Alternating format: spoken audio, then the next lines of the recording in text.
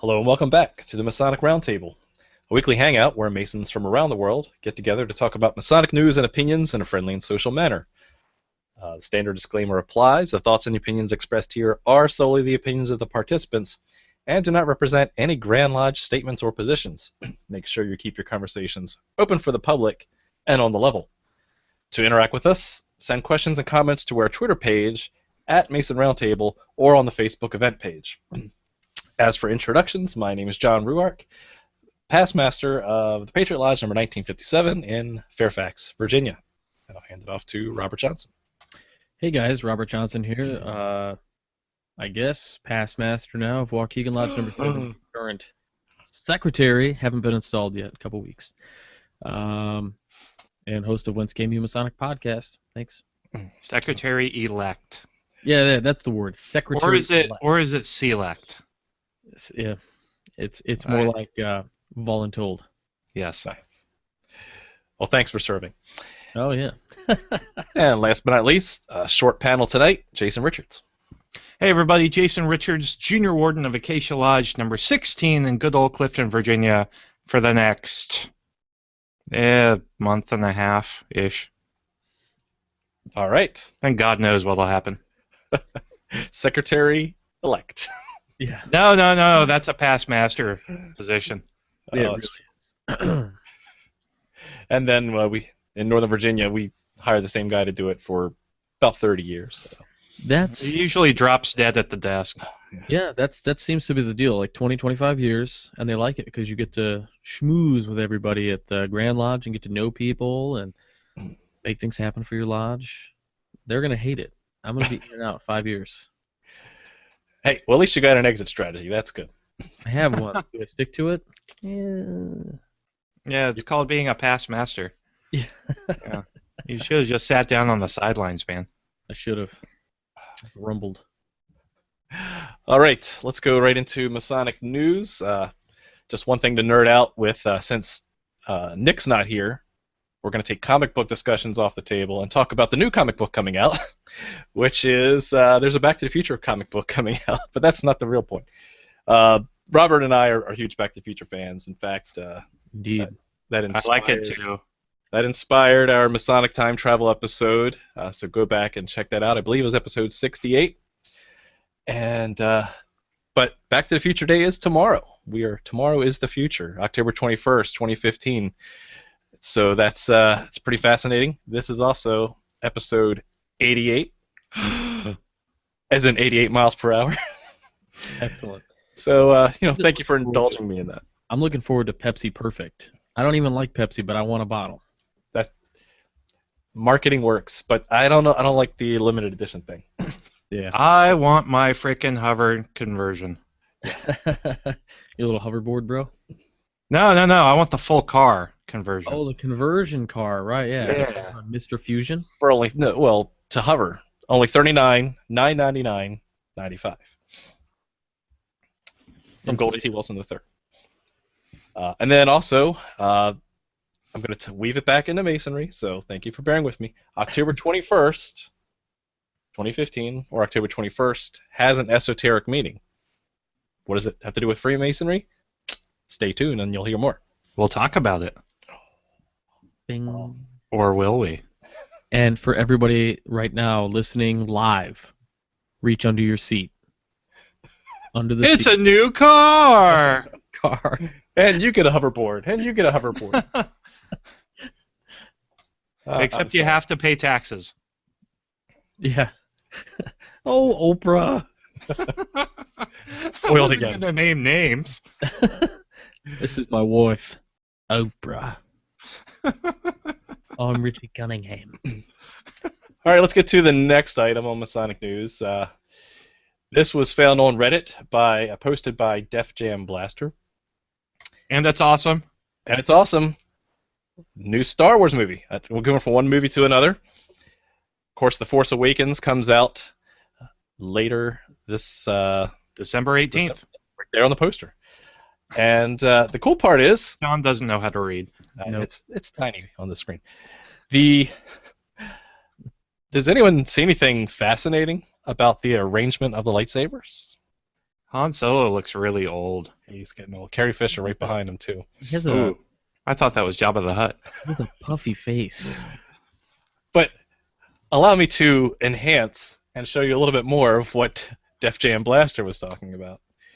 If you kind of trace across the lightsabers and follow the alignment of Han Solo's gun, going all the way Blaster. down to the chrome stormtrooper at the bottom, you have a very nicely formed, although not geometrically perfect, square and compass. Well, who is perfect? So Illuminati confirmed. Certainly. Maybe Let me tell you what's not perfect. This diagram. I don't buy it. Sorry. Not even with C-3PO's circumpunct right in the middle of Look it? at that. He is right there. Gold in the center of the square and compass. The symbol of gold, the alchemical symbol of gold being the circumpunct, or the circle dot, which is right there on his chest. You've also got the J.J. Abrams lens flare in the Yes. middle of the square and compasses, denoting light. Light. Oh, I love it. That's not a true Abrams lens flare.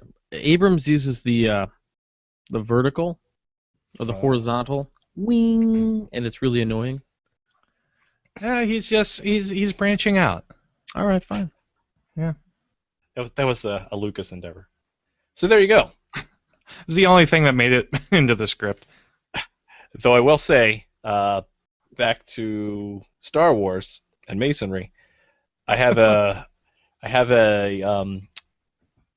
Star Wars ABC book for my daughters, and when you get to Y, there's one Grand Master of all the Jedi Knights, and that's Yoda. Hey. Grand Master? Huh? All right. Also, if you take the word Dagobah and you decrypt it, it says Grand Lodge. I'm just kidding. I'll say. So there's your Illuminati confirmed for today. And we saved the best for last, submitted by Bill Hostler. I don't know about the best. This thing is Most classic. interesting. All right, let me screen share this So here. this is taken from the files of stuff we wish we had come up with. What's a good elevator pitch? The Onion for Masonry, maybe? Look at this thing. Thepastbastard.com is your source of your best source for Masonic news satire. You have headlines like "Study: Chambers of Reflection provide no rebirth." Thor denied entry to lodge for being a practicing Odinist. That was one of my faves. I like the apron too. And this is going. Police officer investigates domestic disturbance at local Masonic lodge. And then elected steward. Classic. That's what happens when you don't show up regularly. This is all kinds of special. So check that out if you like a funnier slant on your Masonry. Classic. Yes. Alrighty. And looks like they've got Twitter and Facebook and all that stuff. Alrighty. Let's move into the end of our Masonic news and into our Masonic Monday question. On Tuesday. Nick being absent, we'll move it over to Jason. Oh, yeah, that's me. Sorry, I had to put on my my Nick face. So, last week's question was all about Columbus Day, and congratulations to Greg Guffey, William Nair, Steve Higdon, Chris Boyce, Walter Zelaya, Joey Boyer, Christopher Fetko, Mark Robbins, Christopher Croto, Justin Miller, Lou Bedford, and Jared K. Chapman. You all did some fantastic work, and the answer, or the question was, Columbus Day was a day that was intended to honor the immigrant experience. In 1922, this New York lodge dedicated a special monument, a work of art created by a past master of the Grand Orient of Italy, on the New York Masonic Home campus with the Grand Master of New York presiding over the ceremony. What was the name of this Masonic lodge, and what kind of monument were they involved in erecting on the New York Masonic Home campus?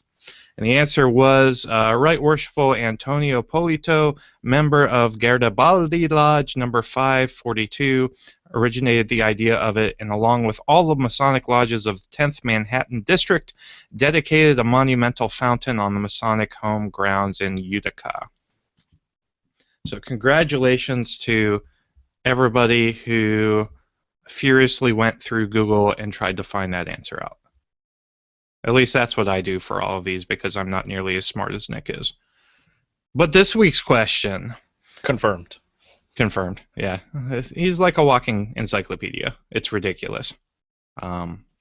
This week's question is, we mention in the work, that would be ritual-ish, that Pythagoras, upon discovering the misattributed Pythagorean theorem, called out, "Eureka!" and sacrificed a hecatomb. A hecatomb, being 100 head of cattle to be sacrificed, would have been quite the expense had Pythagoras actually performed such an act of charity to the gods, this being held in some doubt.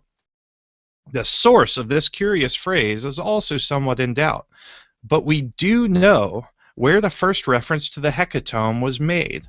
Your question: which biographer of Greek philosophers first used the term hecatomb to describe Pythagoras' supposed offering to the gods?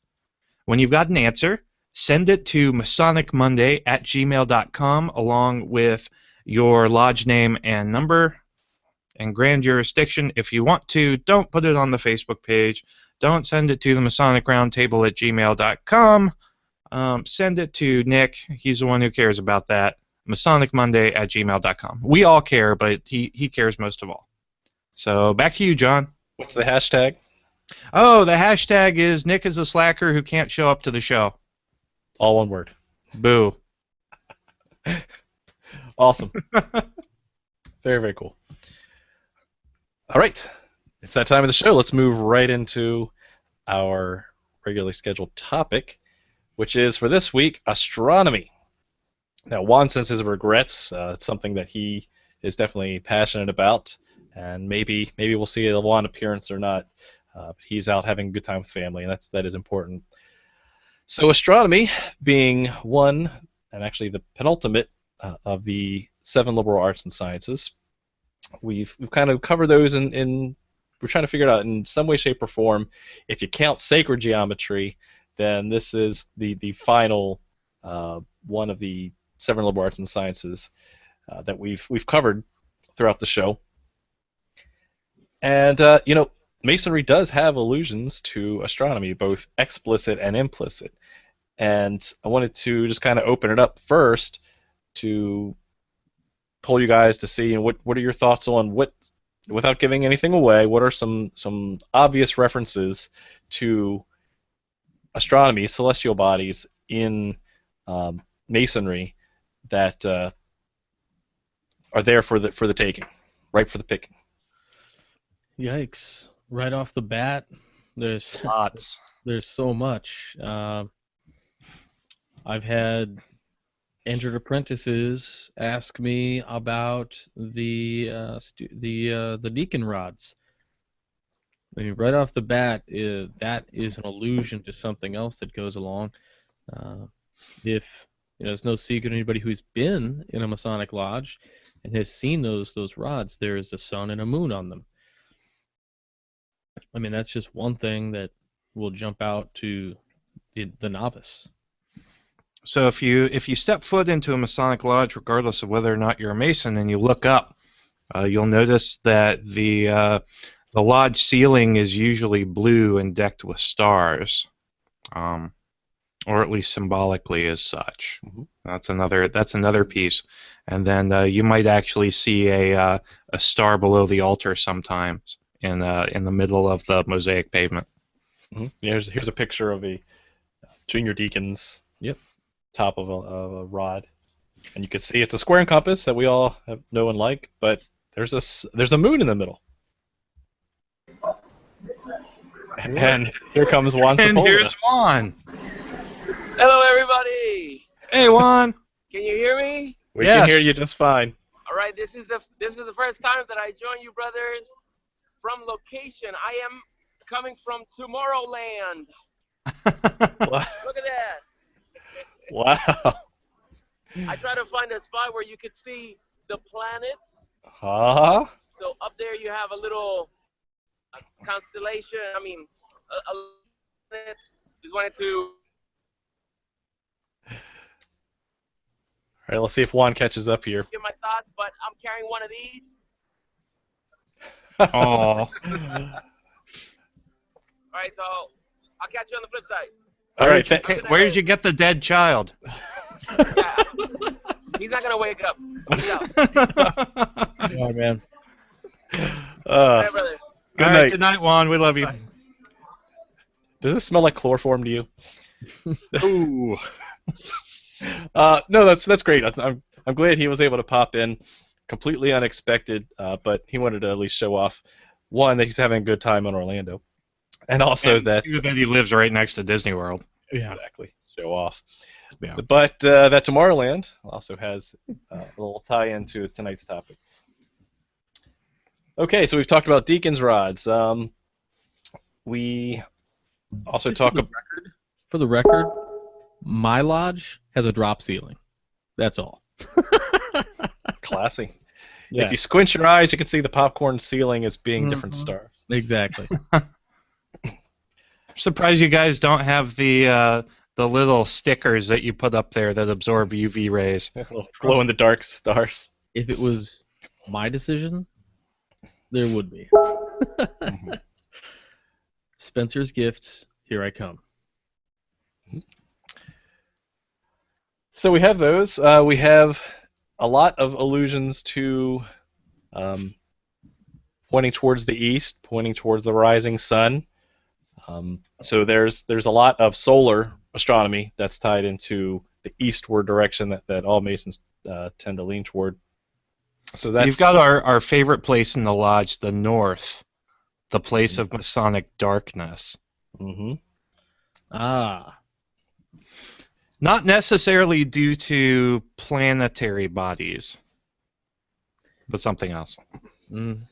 Mhm. Great illusions there. Take up 2 episodes. to talk That really could. Well, and you have some, the allusions to astronomy don't just stop in the Blue Lodge. They permeate throughout the appendant bodies. If you want to talk about heavenly bodies, just look at the Eastern Star.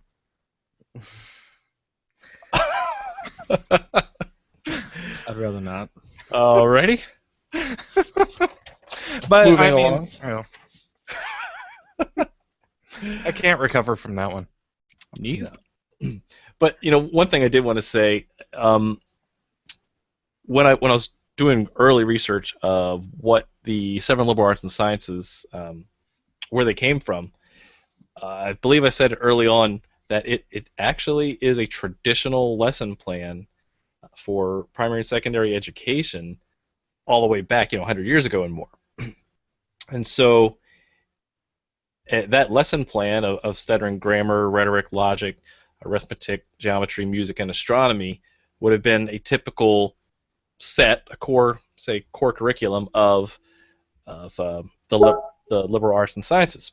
So the question comes, what does that have to do with Masonry, and also what happened? Why does Masonry take something that's so commonplace and integrate it with its lesson plan? Well, I've said it before and I'll say it again. Everything in Masonry is symbolic. And if you really think about, and it's just John Ruick's opinion only, if you really think about the progression of the liberal arts and sciences in that order, you're starting from basically the synthesis of human speech that you start when you're 1 year old, right? And you're moving all the way up towards the celestial, right? And so you naturally progress as a human being through that staircase, that step, that ladder towards the heavens, with the heavens being the ultimate goal, the ultimate endpoint that you're gonna reach towards the Creator, you're gonna reach beyond yourself. And so I think that's really fascinating. Why astronomy is linked to as being the last of the arts and sciences. From a lesson plan, looking at it, John will understand this as a math guy. All the math guys out there will get this. And your weakness in one area of mathematics comes from, excuse me, a weakness in a previous area. Maybe you didn't ask the questions you should have asked. and in that, so you have your original, which is arithmetic, which is your numbers, your geometry, which is your numbers in space, so the numbers that things take up, and that's something that's easier to pick up. You understand a number, and we've said it before. It's a huge idea to even understand that we can understand what 1 and 2 is when there's an infinite number in between the two. But moving on, geometry shows us it's that next step of understanding the numbers in physical space, things you can hold. Moving on to music, the next tangible thing that you start to understand, time, right? And so then you start to kind of understand this complex system of linear time. So that's what music is numbers in space and time. I'm sorry, that's astronomy. Music, it would be just music and time. I thought that was Doctor Who, numbers in time and space. Yeah. Okay. So astronomy would be numbers in time and space. And so it is that pinnacle to kind of tie everything together. It is a fascinating subject. Now, in preparing for this topic as well, there is a little bit of crossover between astronomy and astrology. And it's already been referenced right into our Facebook event page, and so we'll show that later. Because there's a difference. Astronomy is actually the study of the direction of the planets, orbits, and just extraterrestrial matter, right? But astrology has to do with the symbolic, the zodiac, the symbolism and philosophy behind the motions of the planets and so forth. Now, early religious systems, again, if you really want to go all the way back to Druidic sun worship, then you have to basically link the two of the movement of the heavenly objects with your religion, right? So another reason why the philosophy remains, even subjectively, in Masonry, you can still translate some of those philosophic ideas from astrology into the study of astronomy, right? If you're really trying to take it from more of an esoteric point of view, and we'll talk a little bit about that. Even though that was pretty controversial topic, because A.E. Waite, who did the New Encyclopedia of Masonry, who also made up his own tarot deck, in his encyclopedia says that unequivocally that astrology actually has no place in Masonry, and Masonry has no basis for astrology, which for someone who is as esoterically minded as A.E. Waite was, I find that rather interesting. Yeah, it's pretty bold.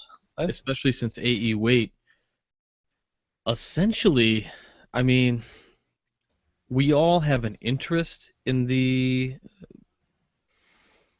oddities, but at a point, everybody has that cliff. For me, A.E. Waite goes off the cliff after a while, and I'm just at like, 88 miles an hour. At 88 miles an hour, we are going to see some serious stuff. Yeah, he goes off the deep end for me a little bit. Not just into the kind of fanciful world. Yeah, it gets a little bit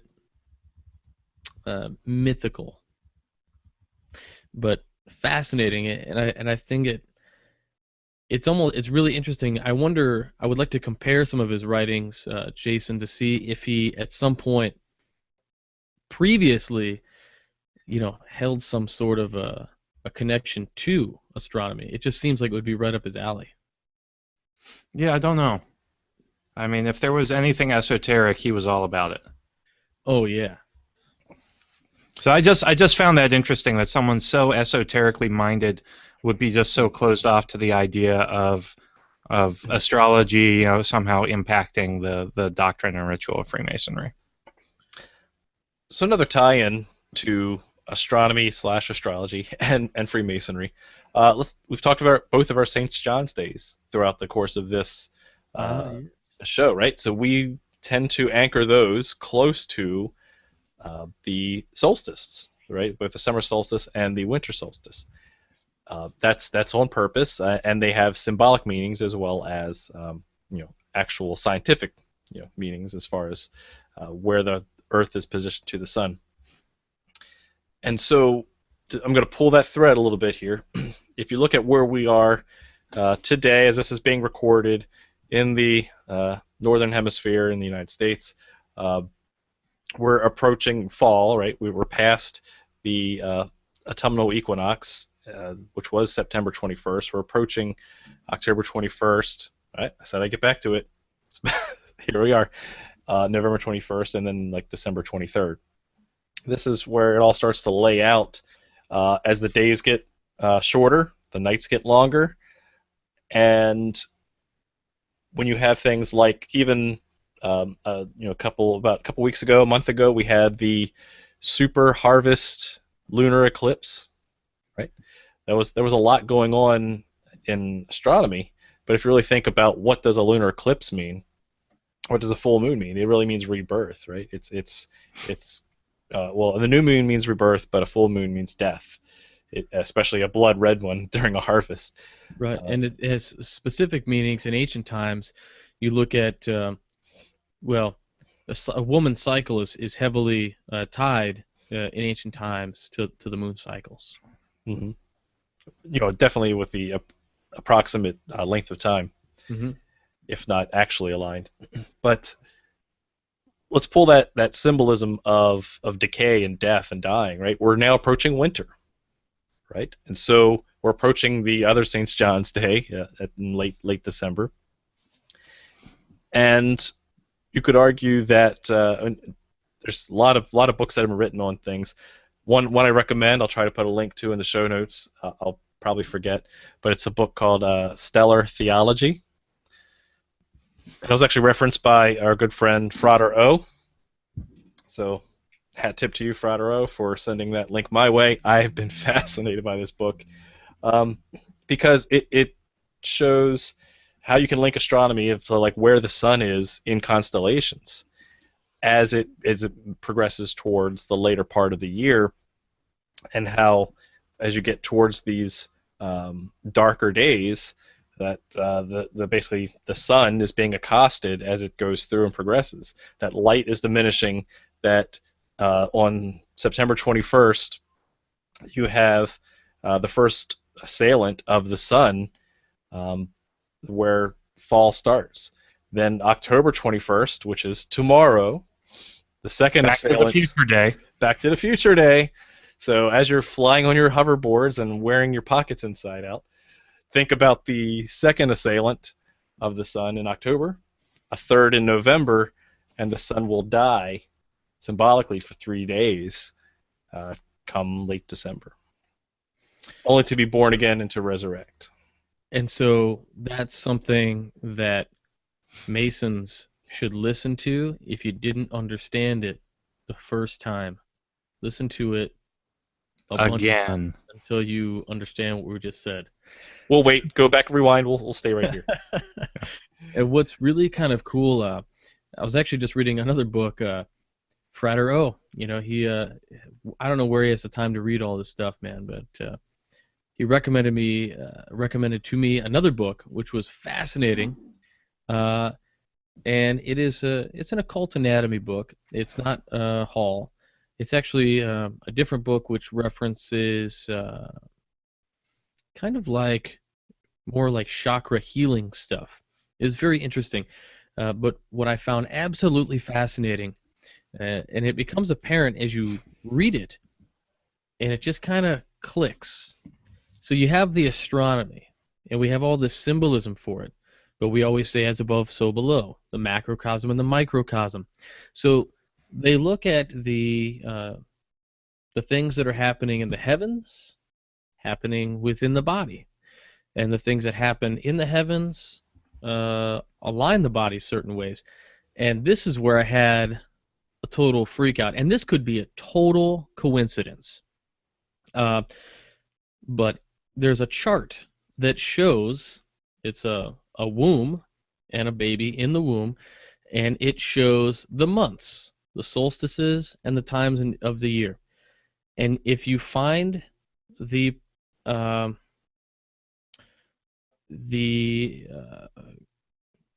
conceiving date, I should say, it kind of shows you the way the baby is positioned, and or will be positioned at birth.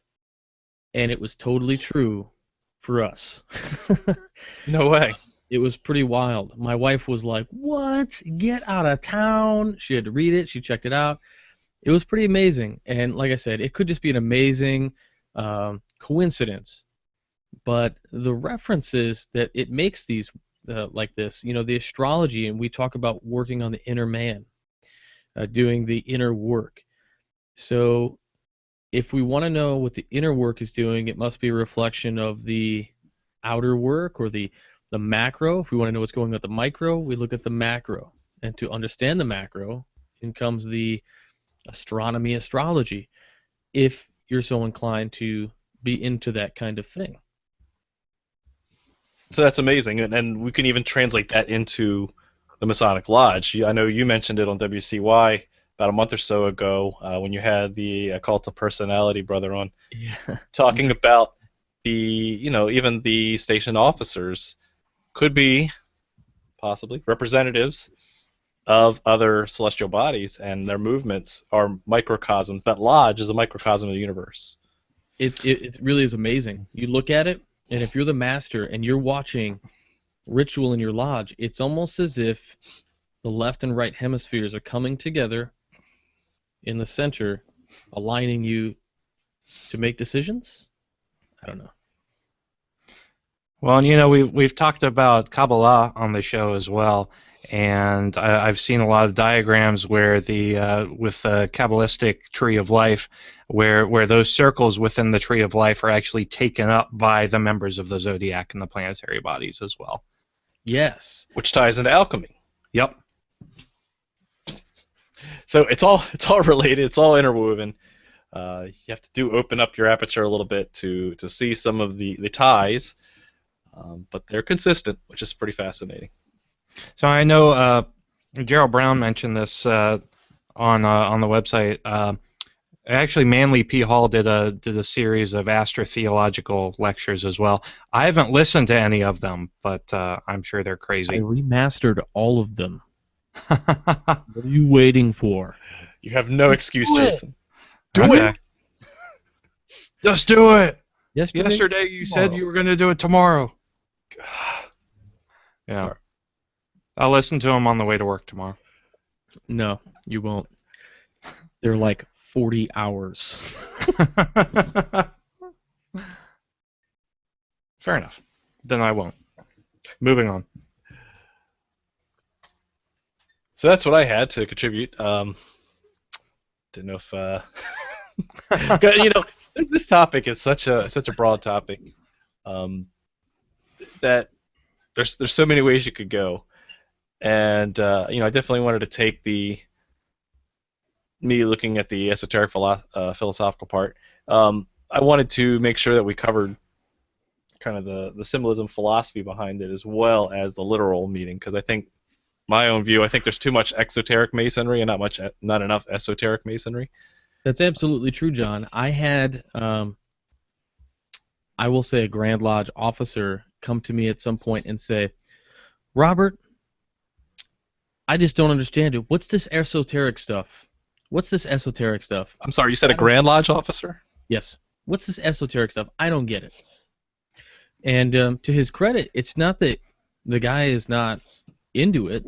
It's because he's never been exposed to it. Right. Why? And that's because, I'm just going to say it, the age old, we haven't been guarding the West Gate. That's the end of it. You let people in who get in places of authority, and they can come down, and maybe they don't want to have that kind of discussion. Let's go down that path for a second too. It's a generation gap. It's that plus a dilution of mentorship as well. because Oh, you need to yes. have someone explain those things to you after you go through your catechism, right? You got to learn your catechism, you got to learn your rituals, so you know what the literal translation is. But then you also need someone to explain it to you, and then once you teach the catechism to someone, you're only going to teach it to someone as well as you've been taught. And so if you don't have, unless you really sit there and pull through books and really read yourself, which takes time, you're going to, over time, it's like the movie Idiocracy, right? where the dumb populate and the intelligent just hold off and only have less than one kid. So less than one. Really quickly for the listeners, a special treat just because you can't unring a bell. It's out on the internet. Go look at one of my favorite books. John and I were actually talking about it before the show. Symbolism, a treatise on the soul of things by Pottinger. And take a look at page 250. That's all. Just going to throw that out there. Yeah. All right. Being short on panelists and pending anything else from Jason, why don't we cut over early to social media to see what they're talking about. All right. Let's see. Well, we have to open up with the memes because memes are always incredible. Yeah, not sure if this is astrology or astronomy. We're not quite either. Thank you, Justin Miller, for posting that. Yes, and then we have to go down to our old standby, Mr. Donnie Dillon. Did you hear about the lodge that meets on the moon? The ritual's all right, but there's just no atmosphere. But Yeah. Thanks, bro. Thanks. So Kenneth Lotman, a good friend of ours from Texas, actually posted a link to Tranquility Lodge number 2000 of the Grand Lodge of Texas, the only lodge founded on the moon by Brother Buzz Aldrin.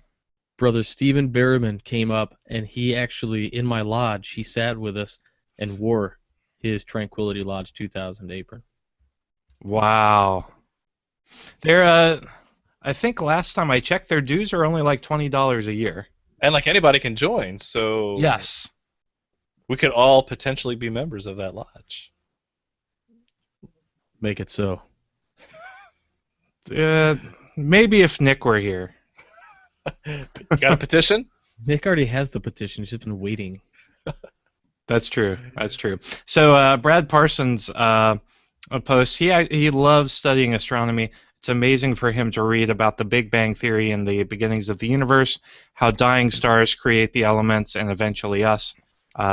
He says it made him actually understand Genesis 1:1-3 quite differently. That's interesting. Brad, I'm glad you brought that up because that was going to be a follow-on to my sacred geometry presentation where it works at the microcosm. I spent a lot of time talking about the cellular, molecular level. But as we talked about earlier, it's also representative of the grand scale as well. So there are pictures taken by the Hubble telescope of basically the Vesica Pisces that we talked about in sacred geometry of twin stars that are orbiting each other. Yeah. And the flares around them. And so you see Vesica Pisces there, you see it at cellular division. And so definitely astronomy has that creation, that symbolic and philosophical aspect to it as well. To give that brother something else to look at, if he hasn't already, there's a great book out there, and it's the Zohar for the Beginner. And within the first 10 pages, they make a parallel between the Big Bang and what the Zohar, I guess, is translated into saying, right? Because there's no exact translation of, so you have to really kind of look at the meanings of words. But essentially it says that God created all things from a hard spark.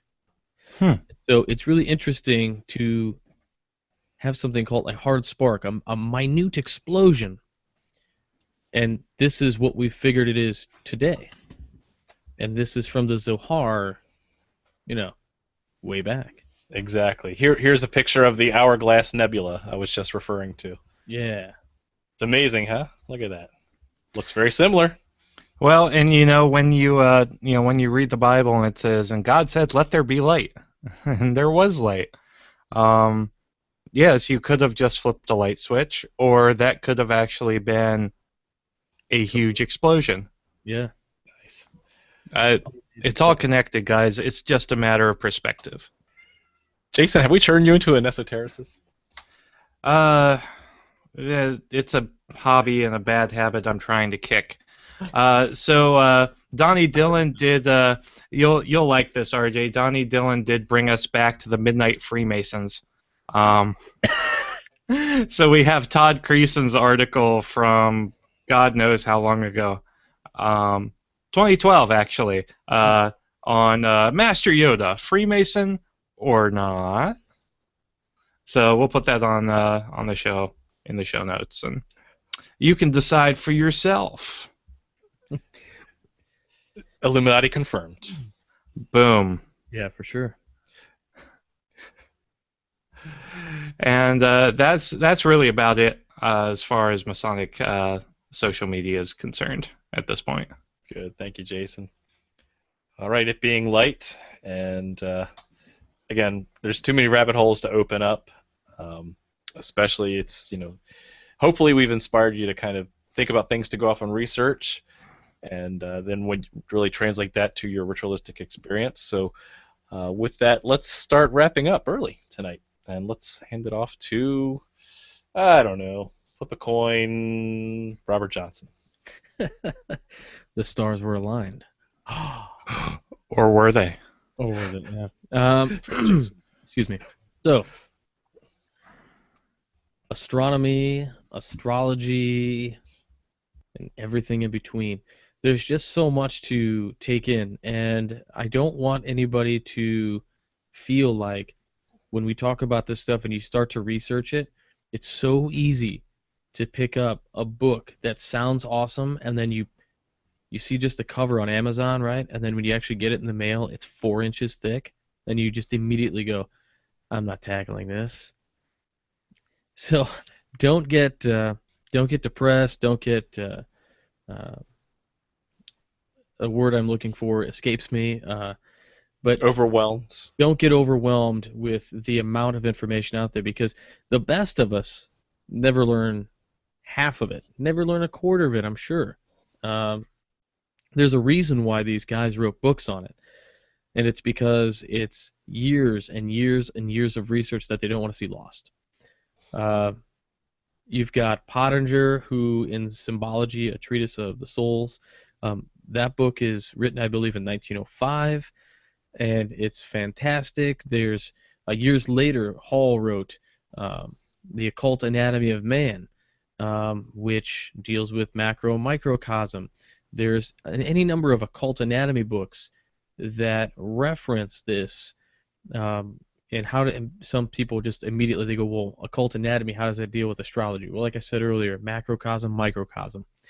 And of course, if you do want to listen to some really great Manly P. Hall lectures on WCYpodcast.com, which is the show that I do, Whence Came You, I remastered, thanks to Brother Gerald Brown, about 15 or 16 Manly P. Hall lectures. So there's no more white noise in the background, or it has been severely brought down.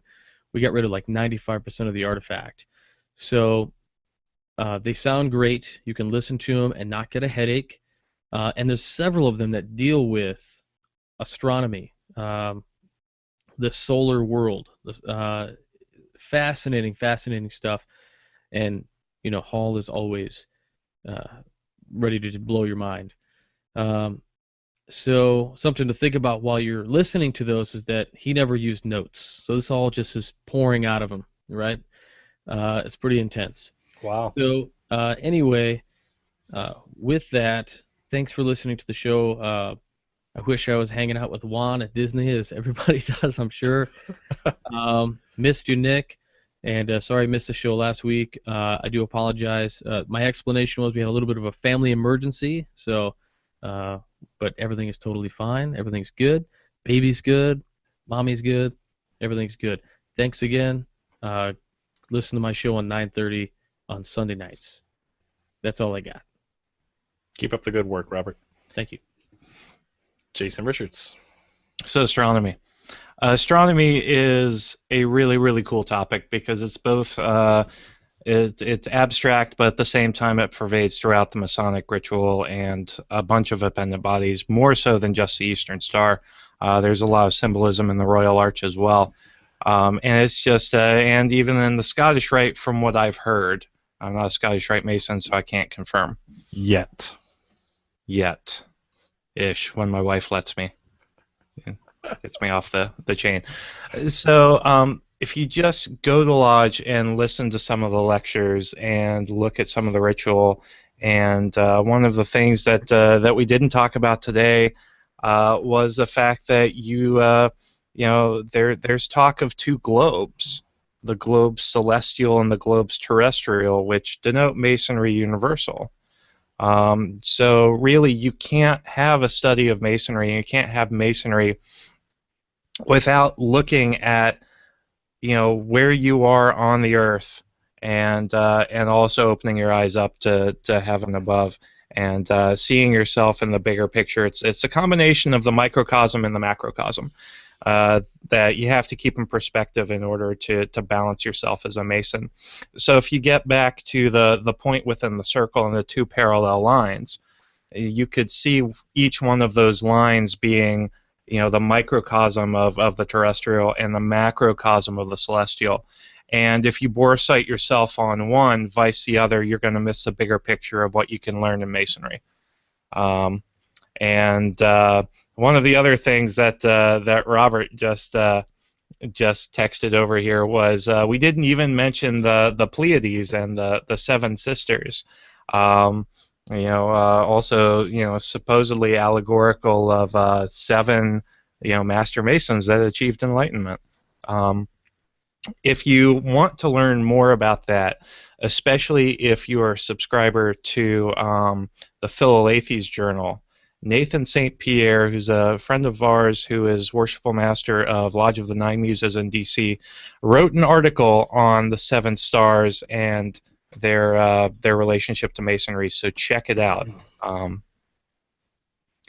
And so that's pretty much all I've got on astronomy. It's really cool. It's something that's really neat to geek out on, and it helps you keep things in perspective when you take some time to think about it. So thanks everybody for watching the show week after week. Keep the comments and topic suggestions coming. Like us on Facebook. Like us on Twitter. Correspond with us. Rate us on iTunes. Do all that great stuff. But please, please, please, above all, just stay engaged with us. Let us know what you like and what you don't like, because we're here. We're doing this largely in part because of the interaction we get with everyone out there. And thanks. Back to you, John. Thank you, Jason. I got to echo what Jason says. You guys have been coming up with some really good, hard-hitting show topics that we've put right into our backlog queue. So if we don't get to it right away, don't worry. We have some shows we have lined up, and we have some shows we need to do some hard research for as well. So, but we definitely agree with most of the ones coming in. Hopefully, we tonight have given you some things to think about. Again, I wanted to take the more esoteric approach to this. I wanted to show that without taking the literal astrology aspect of it. I'm not saying everyone go run out and read your horoscopes and follow that, but I am suggesting that you take about what do the zodiac signs symbolize, what do they mean to philosophy and to the philosophy of Masonry in particular, and see how some of those things align. If they do, great. If they don't, then you haven't lost anything. But I think again, a good place to start is a book called Stellar Theology. Hopefully, if I remember, there'll be a link on the show notes. Where can you find the show notes? At theMasonicRoundtable.com. Only there on the episode page for this episode, episode 88. And they'll be on there because I wrote notes down. You're the man. Thank you very much, Jason, for that. And while you're there, pick up a pen and help support the show. All right, with that, thank you very much for watching. Keep searching for more light. Have a good night.